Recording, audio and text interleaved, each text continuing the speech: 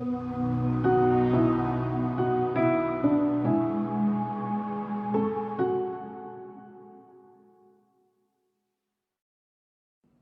день, меня зовут Анна Немыченкова, я психолог психоаналитического направления.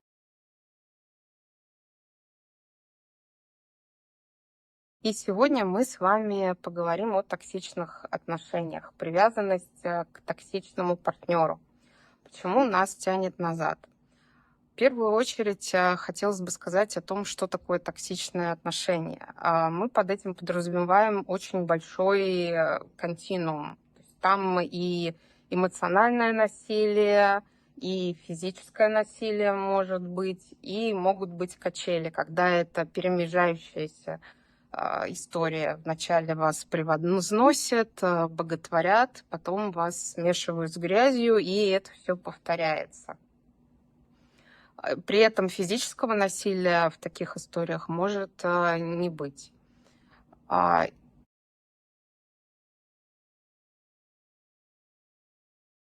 И хотелось бы отметить, что это не только женская история, потому что сейчас тема стала очень активно освещаться в СМИ, в социальных сетях люди стали делиться историями, и может сложиться представление о том, что токсичные отношения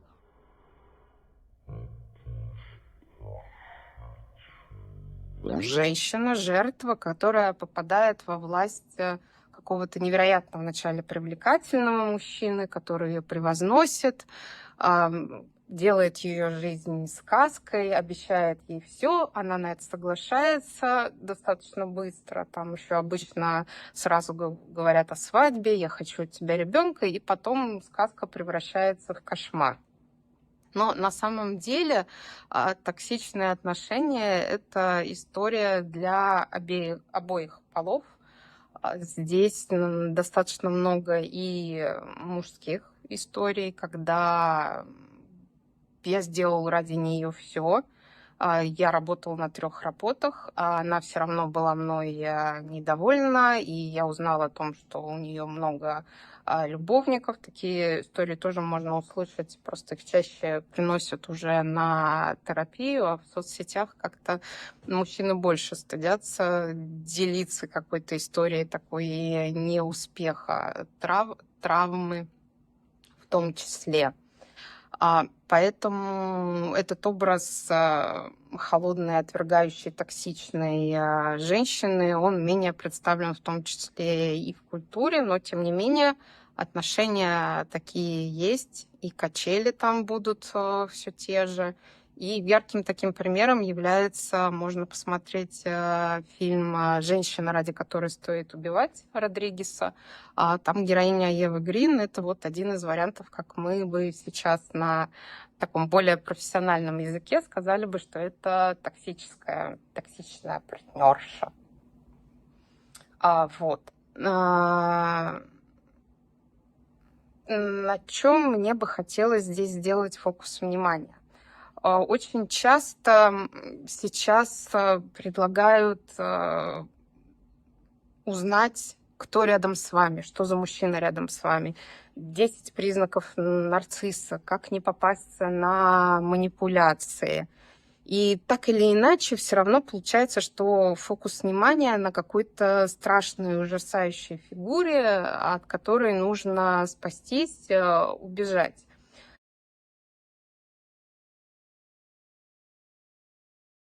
И в чем опасность такого представления, восприятия токсичных отношений? В том, что это такая, получается, оборотная сторона медали все той же привязанности к токсичному партнеру. Потому что если я очень сильно сфокусирована на том, чтобы видеть таких, то возникает вопрос, а почему я так сильно сфокусирована? Почему? Я что, не вижу других? Я не выбираю других мужчин? И здесь могут быть очень разнообразные варианты. То есть можно услышать историю о том, что ну вот не везет, вот такая карма, вот попадаются кругом одни урода, грубо говоря, да, то есть вот из одних отношений вышла и, собственно, и другого нарцисса встретила. Сейчас уже все познакомились с терминологией, кажется, что хорошо разбирается в восприятии и чувствует себя уверенно в диагностике, там, нарцисс или он психопат, но чаще можно услышать все-таки, что нарцисс. Я бы здесь предложила сменить фокус внимания и в первую очередь посмотреть на то,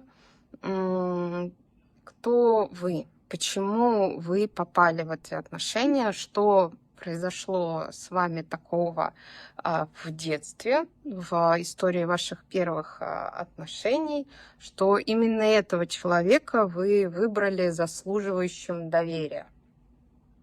Мы встречаем тех людей, которые уже существуют в нашем бессознательном.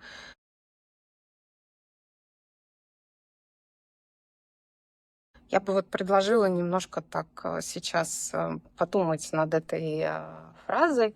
Понятно, что в первую очередь мы все родом из детства, и мы все выросли из наших отношений с мамой и с папой.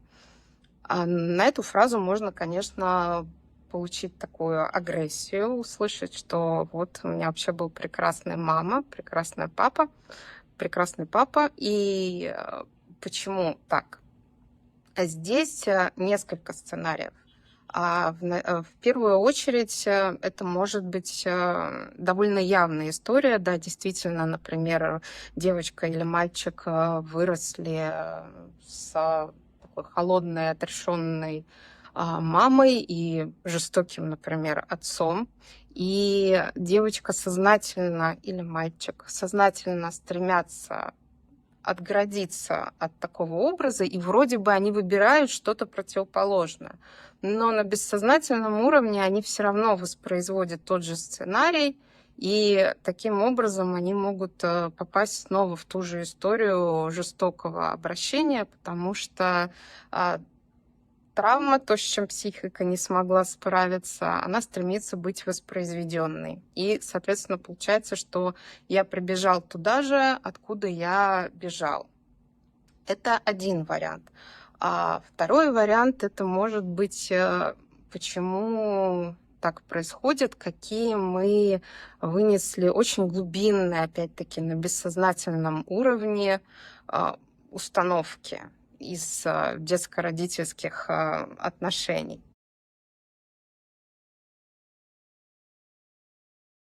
Сценарий, что моя ценность, она в служении. Когда я как спутник вращаюсь вокруг планеты, то тогда я заслуживаю любви, заслуживаю внимания, доверия. Ну или в более таком крайнем варианте, в принципе, я существую, когда я служу другому. И с такой установкой, естественно, достаточно легко попасть в отношения, например, с каким-то грандиозным персонажем, да, патологически нарциссически организованным персонажем, потому что там вот эта ценность служения, да, и обожания, она будет востребована. Следующая возможная детская история, которая привела вас в такие отношения, это самоотверженность, закон выживания.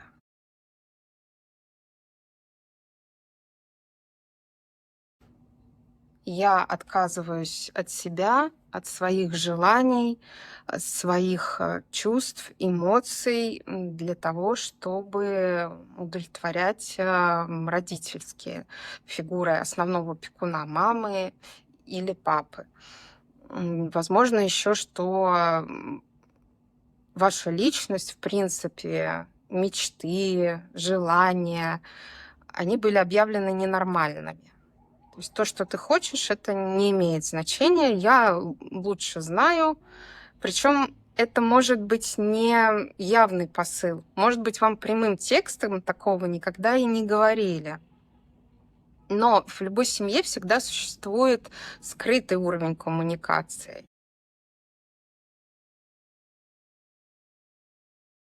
На явном уровне коммуникации отношения могут быть вполне нормальными. И в детстве такая семья считалась вполне благополучной. У вас было восприятие, что у меня хорошие мама и папа. Но на другом уровне был совершенно иной посыл. Мальчика, например, достаточно живого могли в минуты наказаний, отчитываний называть там лоботрясом, потому что вот он должен быть очень устойчивым, очень целеустремленным, очень экстравертированным, очень общительным, а мальчик такой мечтательный, погруженный в себя. И таким образом происходило постоянное, например, постоянное отрицание личности ребенка. Соответственно, я должен быть кем-то другим, чтобы заслужить любовь. Такая же история может быть и с девочкой. Соответственно, токсичные отношения, в которых декларируется, что ты должен себя очень сильно изменить, переделать, не просто по-другому давать мне обратную связь, да, говорить немножко другими словами, другими выражениями, а вот именно стать кем-то другим, потерять часть себя, отказаться от своих интересов, отказаться от своих друзей, потому что они мне не нравятся. И это какой-то не один друг, а, в принципе, весь круг общения постепенно отрицается, постепенно находится вне закона. Ты должна зарабатывать больше денег. Другие женщины способны сидеть дома и зарабатывать при этом онлайн миллионы. Вот там вот кто-то виллу мужу купил, а ты вот такая вообще, ты инфантильная. Вот такие могут быть послания. Я сейчас набрасываю примеры. Это будет на бессознательном уровне вами восприниматься как нормально. Это моя естественная история, потому что в детстве у меня все было такое же. Я тоже ощущала себя недостаточной. Я должна быть другой, чтобы мои родители были счастливы. Я не тот ребенок, которого они хотели. Если это детская история жестоких наказаний, то там мог сформироваться такой вывод, что я это заслужила. Ну вот других же детей не бьют, не наказывают, а меня, потому что я это заслужила. Да? Ну, такой немножко я рассказываю сейчас немного мазохистический паттерн формирования личности, но это как один из вариантов, почему вы можете попасть в токсичные отношения и считать, что это нормальными. То есть мне оттуда сложно уйти, потому что на бессознательном уровне я не знаю другого. Я не знаю другого отношения, и мы все выбираем привычное.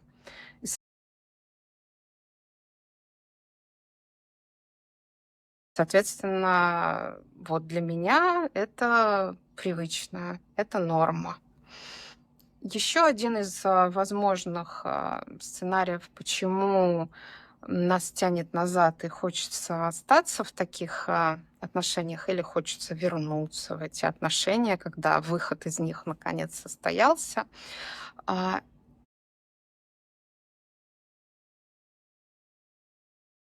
это возможность иметь не внутреннего садиста, а внешнего. Это происходит в той ситуации, когда какая-то часть меня, часть личности, я ее отрицаю, потому что она плохая, она агрессивная. И я знаю, что она способна на многое, она способна там очень, например, жестоко эм, обращаться с кем-то из детей, да, я буду проигрывать какие-то с ними наказания. Она способна наказать животное, да, может где-то даже помучить его.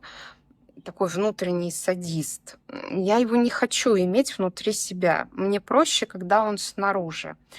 Сейчас мои слова тоже могут вызвать определенное отрицание. Когда это происходит? Это происходит, опять-таки, в ситуациях, когда мальчик или девочка выросли в семье, где была жестокая фигура одного из родителей. Это может быть садистический отец или садистическая мама. Бывает по-разному. Ну, чаще, конечно, как-то полюс садизма, он как сопряженный с физической силой, он больше воплощается в образе отца. И ребенок, естественно, он каким-то образом воспринимает эту садистическую фигуру, помещает ее вовнутрь, и у него таким образом образуется вот этот внутренний садист. И тогда такой человек может оказаться в токсичных отношениях с эмоциональным и физическим насилием, потому что, ну, это знакомая история с внутренним персонажем.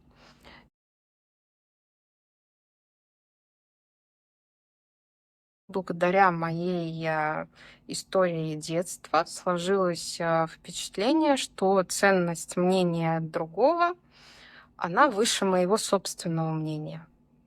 То есть то, как я сама себя определяю, этого недостаточно. Вот то, как меня воспринимает другой, это основа. То есть понятно, что мы все существа социальные, и нам важна обратная связь, то, как нас видит другое. Но здесь может быть именно такой перекос, что если вот этот человек, он мне говорит, что ты плохая, ты недостаточно стараешься, другие вон уже чего достигли, а ты что ты вообще из себя представляешь, да, кому ты такая нужна. И я почему-то начинаю этому верить. Вот если у меня было в детстве стабильное чувство обожания, что я хорошая девочка или хороший мальчик, то, что на профессиональном языке называется, я получила вот эту дозу здорового нарциссизма, и это помогло мне вырастить такой здоровый эгоизм, то тогда все будет хорошо, я не попаду в такие токсичные отношения. Но если меня приучили к тому, что я должна соответствовать чужим меркам и нормам, потому что они лучше знают, тогда я могу попасть в токсичные отношения. Казалось бы, основной постулат здоровых отношений, здоровой любви звучит следующим образом. В отношениях должно быть хорошо. Если мне нехорошо, почему же я все еще здесь? И это действительно очень большой такой объемный вопрос. Почему я остаюсь в этих отношениях? Мы с вами немножко сейчас вот поговорили про детские сценарии, которые могут влиять на наши отношения. Но что же происходит здесь и сейчас в отношениях с партнером такого, что меня может удерживать?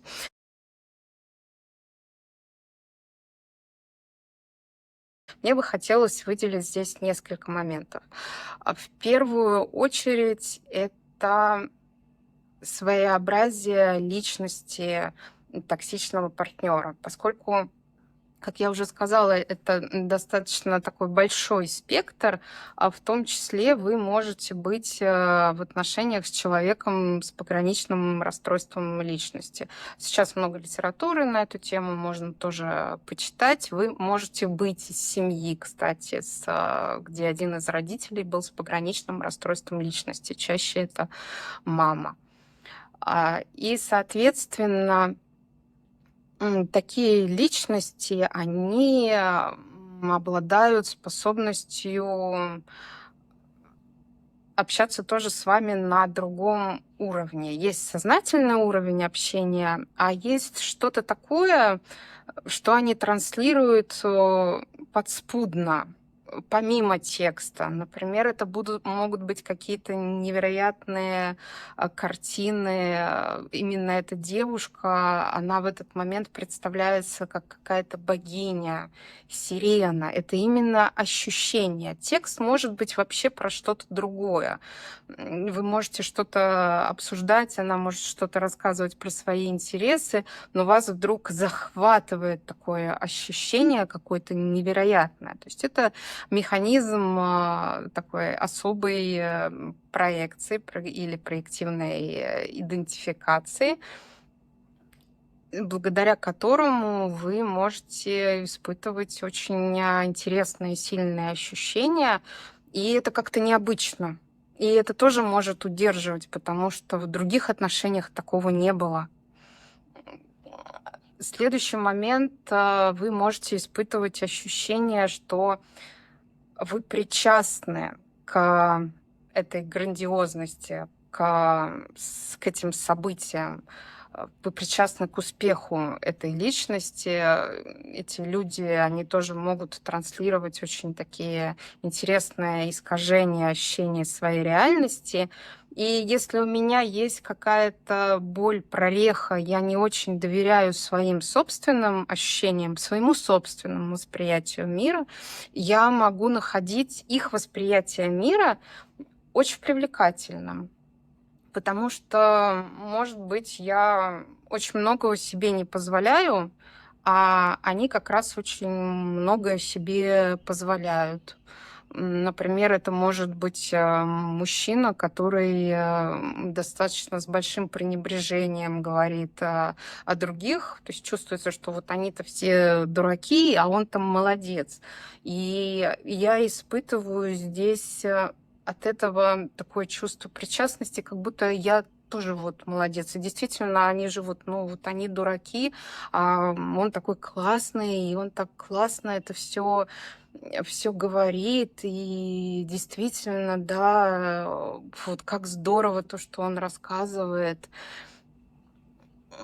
Следующий момент это ореол успеха, да, ореол привлекательности. Часто люди, которые на самом деле будут вести нездоровую линию отношений, они, тем не менее, достигают достаточно высоких карьерных высот, и это все тоже необычайно привлекательно. Лететь в бизнес-классе, и если у меня, например, есть детская история, что я выросла в достаточно бедной семье или в семье, где кто-то из родителей пил. Для меня очень высокая ценность, ценность достатка. Прям такая, может быть, нездорово на ней фиксирована.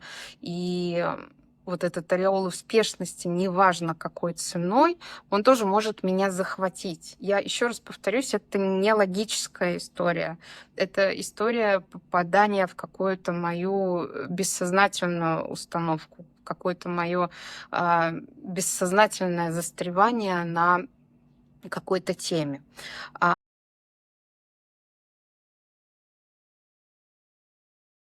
Вы можете находиться в токсичных отношениях с человеком, который вам устраивает качели. Скорее всего, это человек с пограничным расстройством личности, но мы сейчас не об этом. Качели — это когда вас превозносят и боготворят, вы чувствуете себя самой прекрасной женщиной на свете. Вы попали в сказку. Это невероятное ощущение. Я в этот момент готова ему все отдать, можно услышать. Да? Или также можно услышать, что я чувствую рядом с ней себя вот настоящим мужчиной. Я никогда не испытывала ничего подобного. Это какое-то особое чувство. Вот то, как она может меня обожать, этого не может никто другой. Через какое-то время происходят качели, и также, как вас неистово обожали, вас также яростно уничтожают. Но на это тоже подсаживаешься. Это такая особая форма зависимости, как наркотик вот этих качелей, который тоже связан, конечно же, с вашей детской, с нашей детской историей, и с тем, как мы сформировались. Потому что, опять-таки, логика подсказывает вам, что нужно уйти во что-то стабильное, а в стабильности становится скучно. И вот с этим, конечно, нужно разбираться, почему мне нужны эти качели, что такого они мне дают. Как я могу получить еще чувство моей собственной ценности, чувство, что я прекрасен, помимо такого обращения, где меня то боготворят, то уничтожают.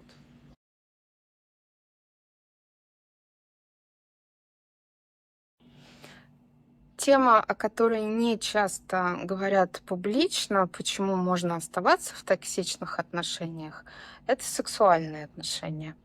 Поскольку люди, которых мы называем токсичными, это часто либо пограничный спектр, либо это психопатия, они обладают такой способностью видеть в наши внутренние слабые места и вместе с этим запрятанные желания, что-то подавленное. Соответственно, в сексуальных отношениях они могут раскрыть именно то желание, которое мы не готовы озвучить прямым текстом или которые не считывают другие люди. То есть если у меня такая тенденция к самонаказанию, я бы хотела быть наказанной, хотела бы быть униженной. На самом деле, вот на бессознательном уровне такая установка есть.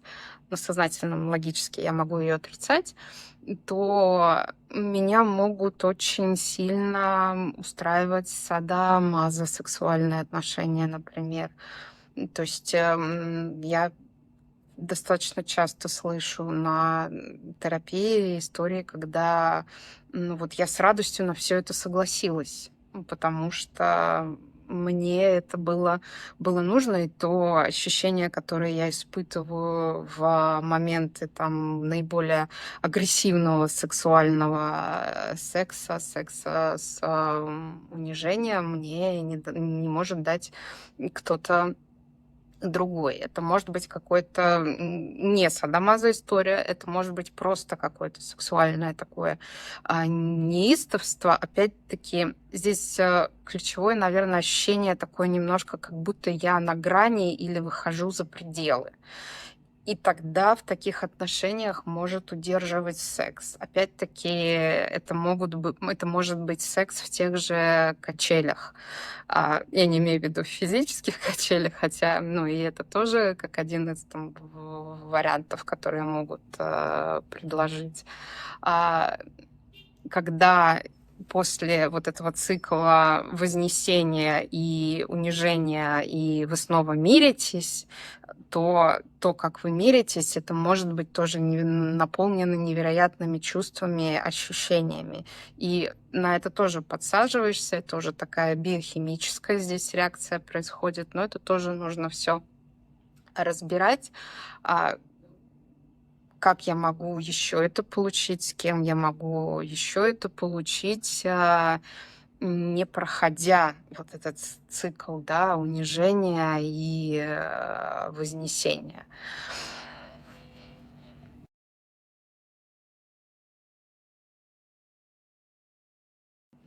В конечном счете в токсических отношениях мы подходим к такой грани, когда нужно принимать решение, делать выбор. Возможно, я вижу свою ценность в том, чтобы обеспечивать нужды другого. Моя ценность в служении и самоотверженности. И тогда здесь выбор, готов ли или готова ли я платить за это полную цену, или мне нужно как-то от этого себя оградить. А цена будет, и цена будет достаточно высокой. То есть помимо эмоционального истощения от таких качелей или от попыток выиграть в игру, в которой нельзя выиграть, потому что как только вы соглашаетесь, что вам нужно что-то в себе переделать, и вот тогда вас полюбят, будут все новые и новые требования. И это игра, в которой нельзя выиграть. То же самое, как в истории с психопатом, когда он тебе ставит какие-то условия, да, вот картинка такая из фильмов возникает, да, когда маньяк ставит жертве какие-то условия, которые она должна выполнить, и тогда она спасется. Но вот выполнение условий маньяка, оно еще не спасло ни одну жертву, к сожалению. Поэтому цена таких отношений, она достаточно высокая. Ф- В том числе происходит регресс. Мне очень сложно развиваться в таких отношениях. То есть я опускаюсь где-то на уровень моего партнера в том плане, или партнерши в том плане, что а, я тоже начинаю разрушаться. То есть поскольку токсичные люди, они достаточно нарушенные, достаточно разрушенные, то и мой более стойкий фундамент, он начинает, из него как-то кирпичики начинают вываливаться. Но, тем не менее, я знаю истории, когда люди выбирали остаться в отношениях с таким партнером, и тогда здесь возникает вопрос и задача психолога в том, чтобы определить грани, за которые уже нужно грань непозволительного разрушения, то есть где вы действительно выходите или где вы остаетесь и учитесь взаимодействовать, например, с партнером с пограничным расстройством личности, потому что, ну, они могут быть очень привязаны к своему любимому человеку, то есть, можно сказать, любят по-своему, и тут готовы ли вы быть в таких отношениях, почему вы готовы быть в таких отношениях. Ну, чаще этот выбор, вот как-то из моего опыта это делают люди, которые находились в детстве, их родители тоже были с пограничным расстройством личности, и, соответственно, здесь задача просто изменить стратегии взаимодействия. Я особо подчеркну, речь не идет об отношениях, где причиняет уже физическое насилие и эмоциональное, где вы разрушаетесь по ощущениям уже до основания, да, где есть угроза жизни вам или вашим детям. Такие отношения уже психолог не может поддерживать, с моей точки зрения. Здесь какие-то стратегии остаться в таких отношениях, помимо уже варианта, как из этого выйти. И несколько слов, наверное, о мишенях, о другой точке зрения восприятия мира и реальности, которая может вам помочь понять, как выйти из таких отношений все-таки. Это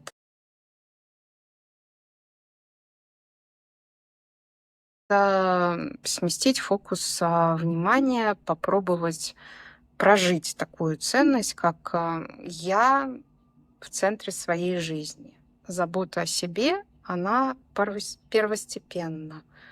Поставить себя в центр своей жизни. Когда я первый раз услышала эту фразу, она меня вызвала очень сильную агрессию, потому что, ну как это, у нас же такая ценность самопожертвования в культуре, в религии, страданиями душа очищается, и вообще любовь — это готовность, не раздумывая, отдать жизнь за другого. Вот если у меня такие внутренние установки, то мне достаточно сложно принять эту ценность, но это очень терапевтично хотя бы это попробовать. Вот попробовать, как если бы это было правдой, примерьте это на себя, что мое мнение обо мне, мое самоопределение, оно важнее, чем мнение окружающих. Например, такую ценность принять. Собственное представление о себе, оно важнее, чем мнение окружающих. И в конечном счете я ценю свою сохранность больше, чем того, кто нападает на меня.